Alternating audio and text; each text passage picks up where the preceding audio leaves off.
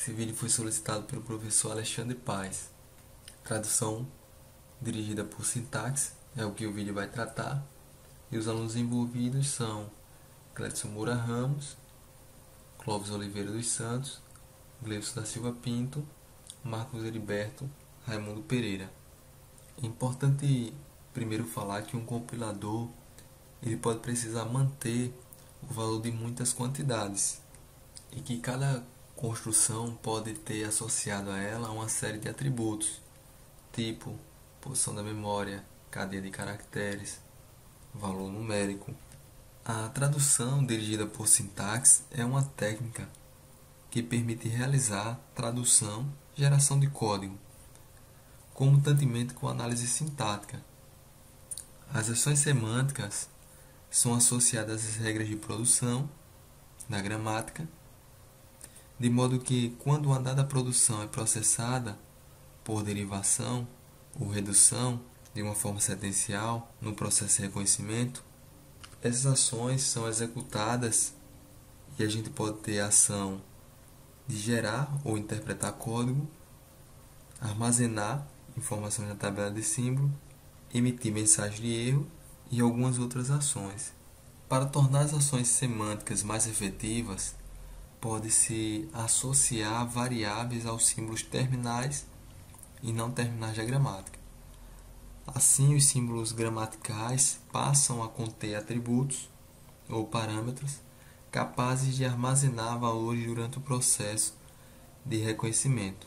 Toda vez que uma regra de produção é associada no processo de reconhecimento de uma sentença, os símbolos gramaticais dessa regra são alocados juntamente com seus atributos, ou seja, cada referência a um símbolo gramatical, uma regra, faz com que a cópia desse símbolo seja criada junto com seus atributos. Se a gente pensar na árvore de derivação de uma sentença sobre essa análise, é como se cada nó da árvore, símbolo gramatical, correspondesse a uma instanciação de um símbolo e de suas variáveis.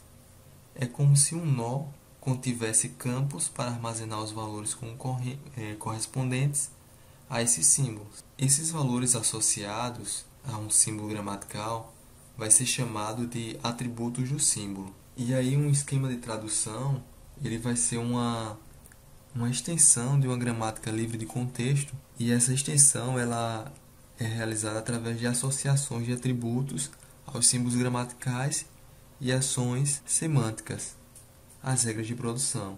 O esquema de tradução constitui uma notação apropriada para a especificação de operações, que devem ser realizadas por um compilador durante a fase de análise sintática. E um atributo de um símbolo pode conter um valor numérico, uma cadeia de caractere, um tipo de dado, o endereço de memória, como já foi dito antes. E essas ações semânticas podem ser avaliações de atributos ou chamadas a procedimentos e funções. E aí, como execução dos atributos dos símbolos terminais, que são calculados pelo analisador léxico, os valores dos demais atributos e variáveis eles são calculados durante a execução das ações semânticas. E aí a gente fala um pouco sobre os atributos sintetizados ou herdados.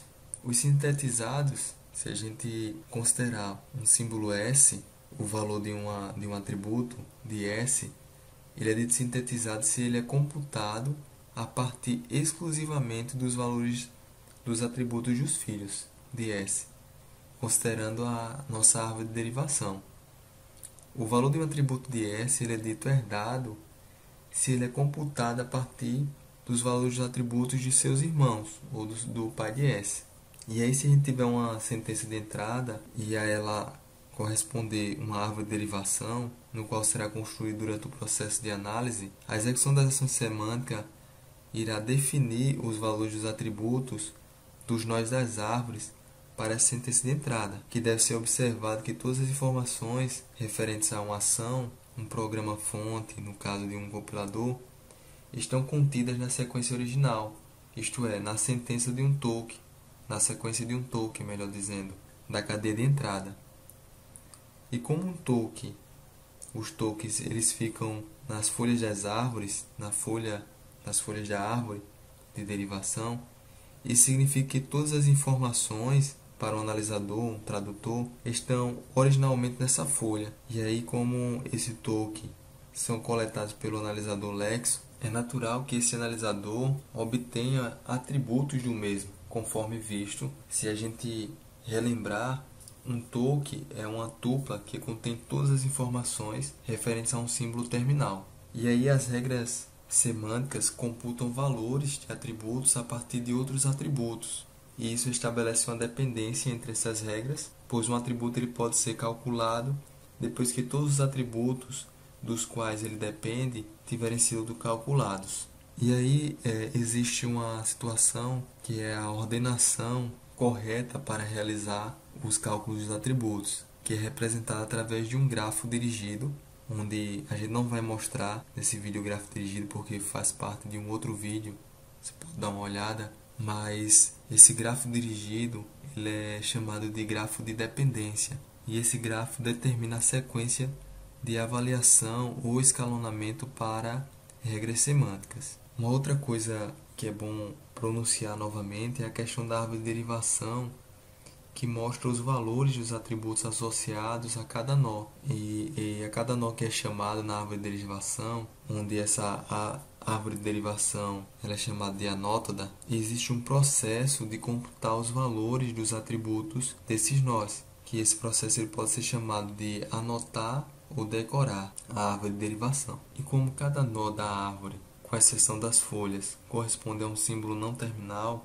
em uma regra de produção, então cada um deles irá corresponder a 0 ou a mais ações. E para cada ocorrência de um símbolo na árvore de derivação, o que corresponde ao uso de uma regra de produção, nesse processo de análise, vai haver uma instanciação desse símbolo e de suas variáveis, de seus atributos.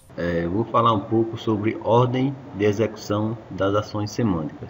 Podemos visualizar a ordem em que as ações semânticas são executadas, desenhando-se a árvore de derivação e agregando-se as ações como se fossem folhas. Aqui nós temos um exemplo de uma árvore, certo? Bom, isso vale tanto para ações especificadas à direita das regras de produção, como para as ações entremeadas com símbolos gramaticais. Nesta árvore aqui, a gente tem a ilustração de uma aplicação do esquema onde a sentença de entrada é 7, certo? O operador menos 5, o operador mais e o 3. Onde a gente vai aplicar essa operação 7 menos 5 mais 3. E em cada execução, a regra de ordenação, as ações são executadas quando as folhas correspondentes são visitadas, usando a estratégia Delphi First. A estratégia Delphi First define uma forma de percorrer ou visitar os nós de uma árvore. Observe que a visita de um nó só acontece depois de todos seus filhos terem sido visitados, certo? E quando a árvore é percorrida na ordem Delphi First, as ações imprimem as expressões pós-fixadas. Por exemplo, nós temos aqui o nó raiz, que é o ele vem para visitar o T, depois um número 7, certo? E logo após ele imprime aqui, nesse terceiro passo, ele imprime o número 7. Depois ele volta para o nó raiz, visita o R, depois o operador menos, certo? Depois volta para o R, visita o T e vem para o número 5. Aí ele volta para o T e imprime o número 5. Posteriormente, ele vem aqui e printa também, volta para o R e printa também o sinal de menos, o operador menos, certo? Depois ele visita o operador R, certo? O nó R e o operador mais, depois volta para o R, visita o T, o número 3 e imprime o número 3. Em seguida, ele retorna para o R e imprime um número, o operador mais. Quando as ações semânticas de um esquema envolvem unicamente seus atributos e não possuem efeito colateral, tal como imprimir algum valor atualizar alguma variável global ou gravar em um arquivo, define-se como gramática de atributos. Nesse exemplo, mostra um esquema para o somatório de uma sequência numérica. Observa-se que nas ações semânticas, todas giram em torno de seus próprios atributos. Não há nenhuma ação tal como imprimir algum valor ou gravar em algum arquivo. Nesse outro exemplo, ele já não é uma gramática de atributos. Quando chega no nó raiz, ele há uma ação de imprimir o valor referente a E. Isso faz com que quebre a regra de gramática de atributos que diz que todas as regras semânticas têm que girar em torno unicamente dos seus próprios atributos. Continuando com a apresentação, iremos falar agora sobre atributos sintetizados. Um atributo é considerado sintetizado se o seu valor no nó da árvore de derivação n, raiz, for determinada a partir dos valores dos nós filhos de n e no próprio n. Então, a sua raiz terá o seu valor completo e seus filhos terão a derivação da sua raiz. Eles são muito usados para o desenvolvimento de analisadores redutivos, normalmente em Botorap. Aí vemos um exemplo de árvore de derivação para atributos sintetizados. Vemos que o exemplo significa parêntese 9 menos 5, fecha parêntese, mais 2. A expressão T será formada a partir da anotação pós-fixada, que vai ser 95 menos 2 mais, que significa e tem sua expressão equivalente à expressão usada como exemplo. A expressão T, 95 menos 2 mais, em cima, no raiz, ele gera a sua expressão total.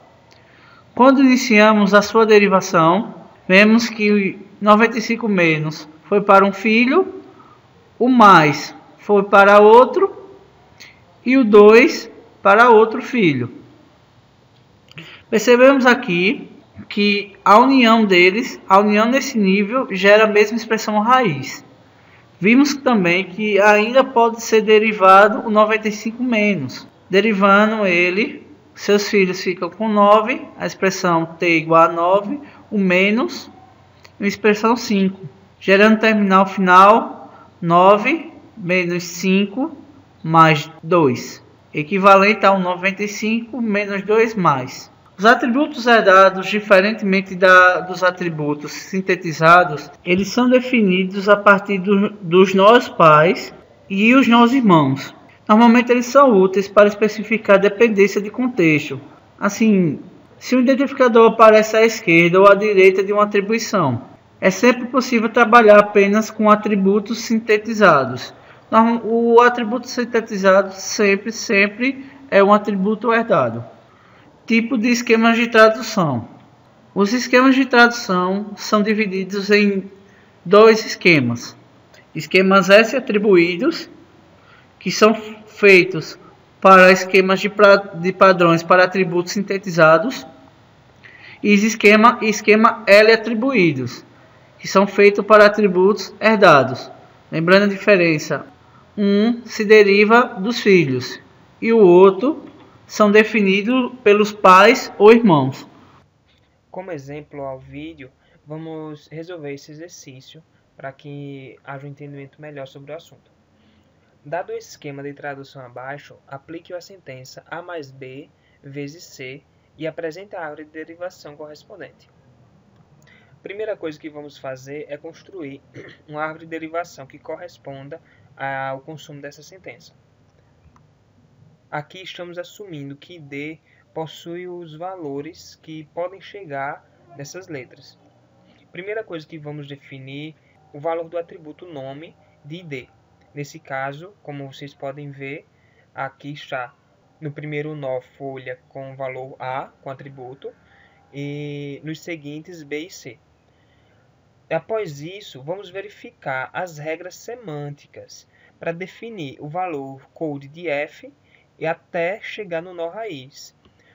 Observando as regras semânticas, o F-code ele recebe o mesmo valor do nome de ID, ficando o quê? No caso do primeiro nó folha, o Fcode vai receber o valor A, do segundo B e o terceiro C. A mesma coisa, observando novamente a regra semântica para T vai receber também o valor de Fcode, então ele vai ficar com os mesmos valores. Esse outro seguinte, ele já obedece uma regra um pouco diferente, mas observem que ele está sendo a união dos outros 3 nós filhos. Como vocês podem perceber, está B vezes C. Nossa próxima regra que deve ser considerada para descobrir agora é o valor code de E. Quando você observa o E.code, ele vai receber o mesmo valor de T.code. Então ele vai receber o valor A. E por fim, o nó raiz, que vai ser a união de todos esses outros valores de seus nós filhos. Como vocês podem perceber, os atributos agiram exclusivamente sobre seus próprios valores. E isso lembra de quê? Da gramática de atributos, porque suas regras semânticas não agiu fora de seus atributos.